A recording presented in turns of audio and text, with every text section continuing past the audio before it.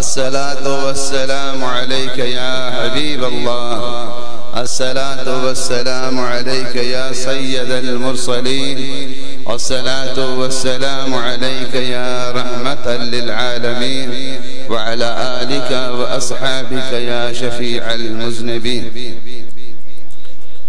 سونے آقا علیہ السلام کے اس میلاد شریف میں تشریف لانے والے میرے مرشد کریم کے غلاموں، آپ سب کو جو جہاں جہاں سے آیا ہے، میں سب کو بے حد و بے شمار مبارکباد پیش کرتا ہوں.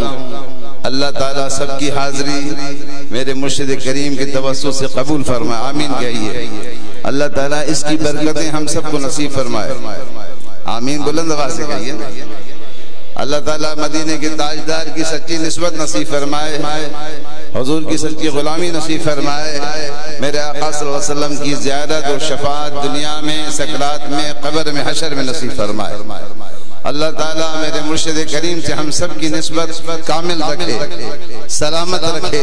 اللہ مرشد کریم کو حیات خضری عطا فرمائے، ان کا سایہ تا دیر سلامت رہے. ان مرشد کریم کی روحانیت سے، ان کے عشق و فیوز و برکات سے اللہ تعالیٰ ہم سب کے سینوں کو مستفیض فرمائے. آمین بلند آواز سے کہیے. دوستو عزیزو، میلاد شریف کی سعادت، حضور کی ولادت کی خوشی کی سعادت اہل سنت والجماعت کو نصیب ہے. کسے نصیب ہے؟ ذرا زور سے کہیے. کلمہ پڑھنے والے، مسلمان کہلانے والے، اسلام کا دعویٰ کرنے والے بہت سارے ہیں، مگر خوشی اگر نصیب سرکار کی آمد کی تو صرف سنت جماعت کو نصیب ہے. میرے مرشد کریم فرماتے ہیں کہ ہم نے ہر فرقے کو، ہر عقیدے والوں کو اچھی طرح جھنجھوڑ کر دیکھا ہے، مگر حق جماعت اہل سنت والجماعت. حضرت مخدوم محمد ہاشم تھٹوی رحمت اللہ علیہ بیاض ہاشمی فرماتے ہیں کہ کسی بزرگ کو خواب میں سرکار مدینہ صلی اللہ علیہ وسلم کی زیارت ہوئی. اس بزرگ نے حضور علیہ السلام سے عرض کی کہ یا رسول اللہ، آپ کا کوئی میلاد شریف مناتا ہے، کوئی میلاد شریف سے روکتا ہے، اس سلسلے میں آپ کا کیا حکم ہے؟ آپ کیا ارشاد فرماتے ہیں؟ میرے آقا علیہ السلام نے فرمایا من فرح بنا فرحنا بہی، جو ہم سے خوش ہیں ہم ان سے خوش ہیں. ذرا زور سے سبحان اللہ کہیے نا. جو ہم سے خوش ہیں ہم ان سے خوش ہیں. معلوم ہوا کہ خوشی منانے والے اہل سنت والے ہیں، اور مدینے کے تاجدار خوش بھی ہم سے ہیں الحمدللہ. حضرت علامہ ابن الجوزی رحمت اللہ علیہ سرکار غوث العظم کے مرید ہیں. کس کے مرید؟ آپ بولتے نہیں ہیں. یاد کریں نا، یہ سب حوالے یاد کریں. سرکار غوث العالم کے مرید ہیں. جب وہابی کی تو نانی بھی پیدا نہیں ہوئی تھی، اس کی دادی بھی پیدا نہیں ہوئی تھی، اس کا نشان بھی نہیں تھا. سرکار غوث العظم کا وصال 561 ہجری میں، 6 صدی کے بزرگ ہیں. حضرت غوث العظم کے مرید، ابھی 15ویں صدی ہے، تقریباً 850 سال سے اوپر وقت گزر چکا. اس زمانے کے بزرگ علامہ ابن الجوزی رحمت اللہ علیہ، جنہوں نے میلاد شریف ایک کتاب لکھی، بیان المیلاد النبوی صلی اللہ علیہ وسلم. اسی کتاب لکھی مولد العروس. المیلاد النبوی صلی اللہ علیہ وسلم فرماتے ہیں کہ جعل لمن فرح بمولدہ حجابا من النار والسترہ. حضور پاک کی جو خوشی کرتا ہے، سرکار کی آمد پر خوشی مناتا ہے، جہنم اور اس کے بیچ میں یہ پردہ بن جائے گی. جہنم اور اس کے بیچ میں کیا پردہ بن جائے گا؟ میلاد پردہ بن جائے گا.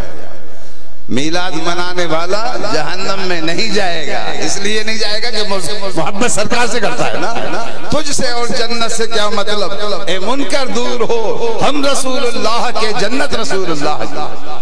آگے فرماتے ہیں امام ابن الجوزی رحمت اللہ علیہ، بڑے محدث ہیں اور بڑے متشدد قسم کے محدث ہیں.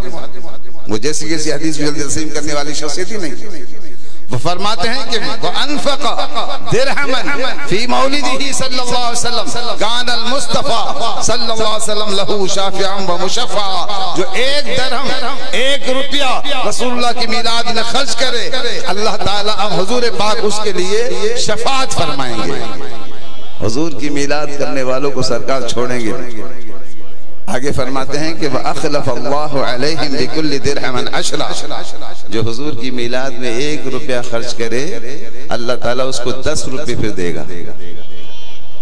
11 12 جنہیں بھی کہیے رزق میں تو نہیں برکت پہیے، اللہ سے اس کو بڑھائے گا۔ سرکار کا میلاد کرتے رہتے، میرے مرشد کریم فرمایا کرتے ہیں کہ کسی کے پاس کوئی گنجائش نہ ہو میلاد شریف کی برکت سے پھر بھی محروم نہ رہے، 1 چپٹی چینی کی لے کر پانی کے گلاس میں ڈال کے شربت بنا دے اور حضور کی میلاد کی نیت کر کے پلا دے۔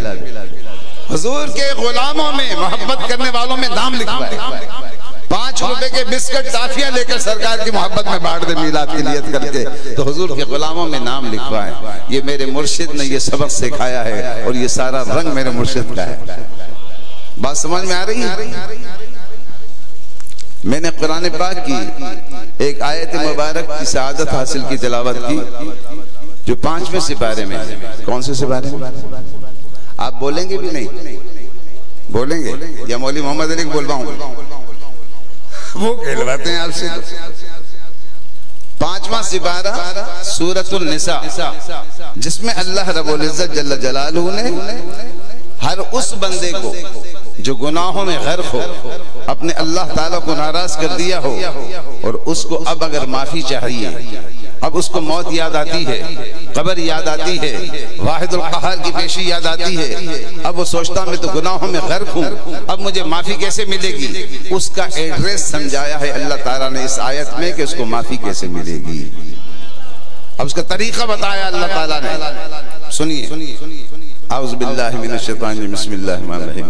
وَلَوْ أَنَّهُمْ إِذْ ظَلَمُوا أَنفُسَهُمْ، اے میرے پیارے محبوب صلی اللہ علیہ وسلم، اگر ان میں نے بندوں نے اپنی جانوں پر ظلم کیا ہے، ظلم کیا سے مراد یہ ہے کہ گناہ کیے ہیں، نافرمانیاں کی ہیں، اللہ رب العزت کو ناراض کیا ہے، ان کے بال بال گناہوں میں غرق ہیں، پوری دھرتی گناہوں سے بھر دیا ہے، یہ اس گناہ کے اندر غرق ہیں، اور اب ان کو موت یاد آتی ہے، اللہ کی بارگاہ کی پیشی یاد آتی ہے، اب بیچارے پریشان ہیں کہ اب ہمیں معافی ملے گی یا نہیں ملے گی۔ تو میرے محبوب ان کو بتا دیجئے کہ جو معافی لینا چاہتا ہو، وَلَوْ أَنَّهُمْ إِذْ ظَلَمُوا أَنفُسَهُمْ، جو گناہگار ہو تو معافی لینے کے لیے جاؤکا، آپ کے پاس آئے۔ کس کے پاس آئے؟ کس کے پاس آئے؟ آپ کے پاس۔ کس کے پاس آئے؟ اللہ تعالیٰ فرماتے ہیں میرے سونے حبیب صلی اللہ علیہ وسلم آپ کے پاس آئیں، رسول اللہ کے دربار میں آئیں، سرکار کے پاس آئیں۔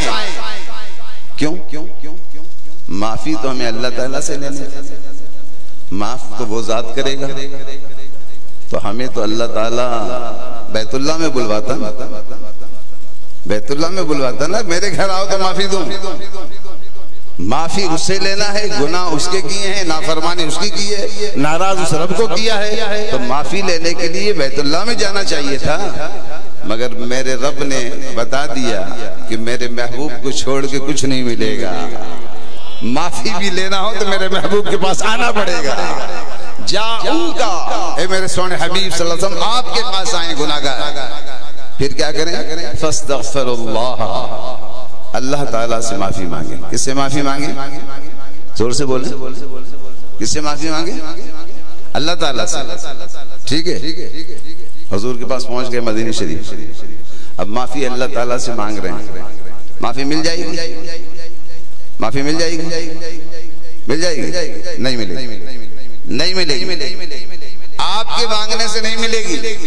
آپ مدینہ شریف پہنچ بھی گئے، حضور کی بارگاہ میں، اللہ تعالیٰ کی بارگاہ میں رو رہے ہیں، زاریاں کر رہے ہیں، گریہ کر رہے ہیں، معافی مانگ رہے ہیں، توبہ کر رہے ہیں، معافی نہیں ملے گی۔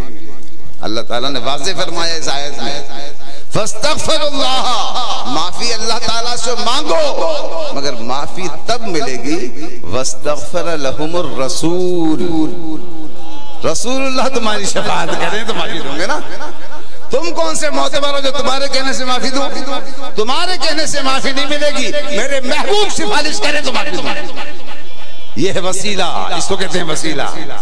یہ سمجھے نا، یہ اندھے جا پتر سے کہا، یہ مانتے نہیں اس کو۔ اللہ رب العزت فما فاستغفر لہم الرسول، رسول اللہ کو عرض کرو، میرے محبوب کو عرض کرو، اور میرے محبوب نے اگر تمہاری شفاعت کر دی، تمہاری پارت کر دی، تمہاری سفارش کر دی، تمہارے لیے اپنے لب مبارک ہلا دیے رب العزت کی بارگاہ میں، وَجَدُوا اللَّهَ تَوَّابًا رَحِيمًا، تو تم پاؤ گے اللہ تعالیٰ کو توبہ قبول کرنے والا اور رحم فرمانے والا۔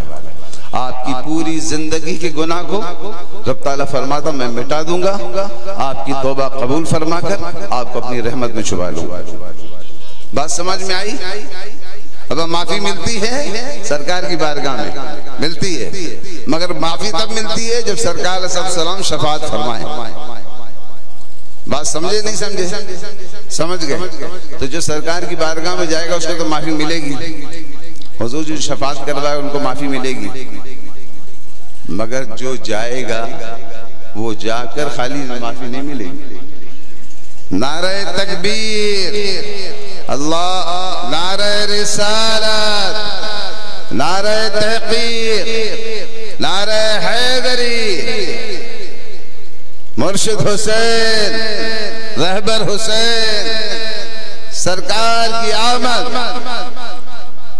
دلدار کی آمد،